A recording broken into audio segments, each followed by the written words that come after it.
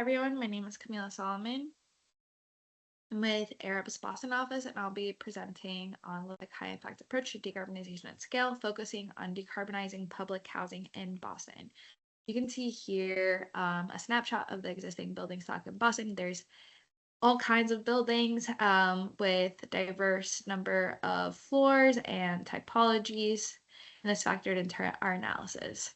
The question of why decarbonize has many answers to it. First of all, Boston Housing Authority is one of the largest property owners in the state with over 500 plus buildings.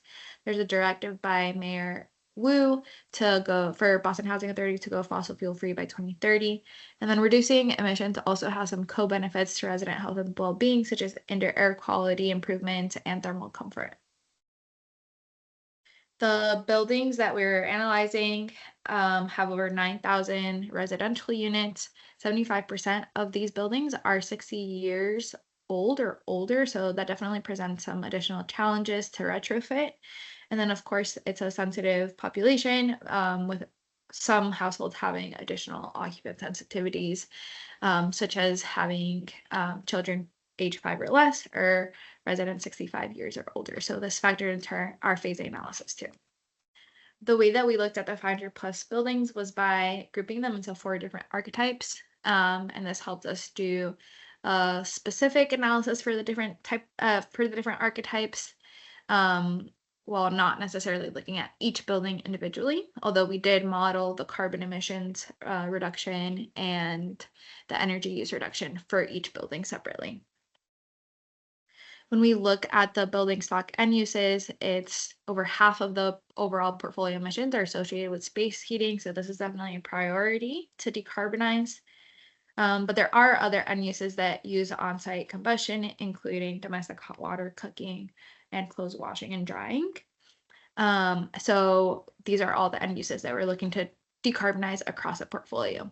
Currently, only 16 of the 500 plus buildings are all electric. So our roadmap just came under $1 billion to decarbonize or reduce Scope 1 emissions 100% in 9,000 plus dwelling units. We also did some incentives analysis to see how we can alleviate that cost. And when you look at the 100% Scope 1 emissions reduction, and see its impact on the overall Scope 1 and 2 emissions of the portfolio, this resulted in a 44% reduction overall using a 2023 grid emissions factor. And it's closer to 49% when you use a projected 2030 grid emissions factor. Our methodology had many steps to it. We had some data from Boston Housing Authority, and where there were data gaps, we used the NREL RESTOC and Comstock database. We did some technology analysis of what is existing in the systems and what are the ideal technologies to replace those systems with by typology. And then we did some modeling of our different decarbonization packages by end use. And this led to creating this priority matrix to determine which buildings to decarbonize first. This is an example of some of our recommended technologies by typology. Some interesting parametric modeling results. And when we did our energy and carbon analysis, you can see when we applied the different decarbonization packages, the energy use reduction for our buildings largely fell between 55 and 64%.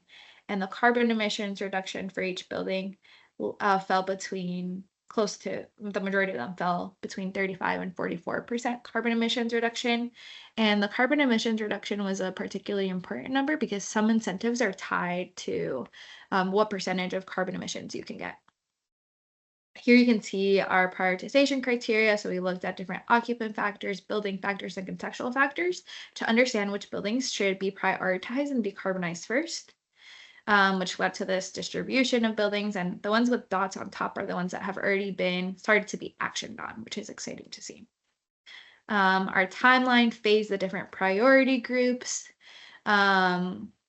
which led to 53% reduction in energy use across a portfolio by 2030 and a 49% reduction in carbon emissions across a portfolio by 2030.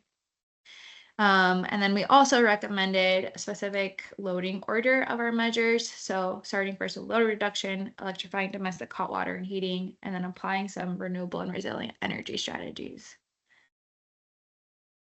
And of course, there's challenges with decarbonizing Boston public housing, especially with the age of the buildings, but it's necessary as we look towards a more decarbonized future.